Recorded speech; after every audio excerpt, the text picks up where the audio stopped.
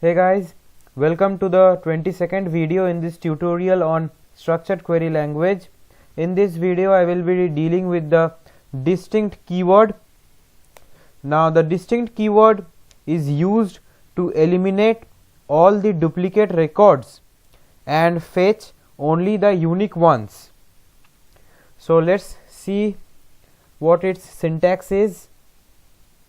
Now the syntax for the distinct keyword is select, then the distinct keyword, then column name, that is the columns we want to see, and then from table name.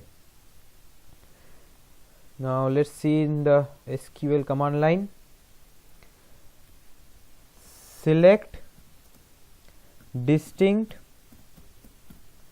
Now if you look at this table carefully, you will see that in the salary column there are many duplicate records.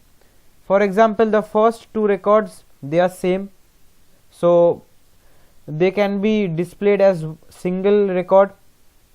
Then the third and fourth are also same. Then again the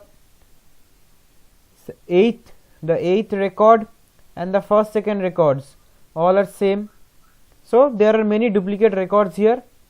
So using the distinct keyword on this column, the salary column, will be useful for us.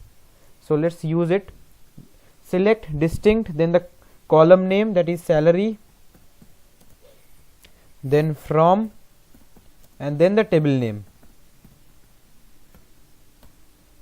See, there was 12 records, or rather 12 rows in this employee table, but after using the distinct keyword for the salary column, the number of records have changed from 12 to 7.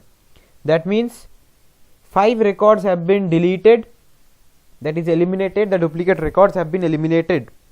Okay, so this was the use of the distinct keyword. Now let me show you once more for the age column. So I will just repeat the same query, just I will change the column name from salary to age. Okay,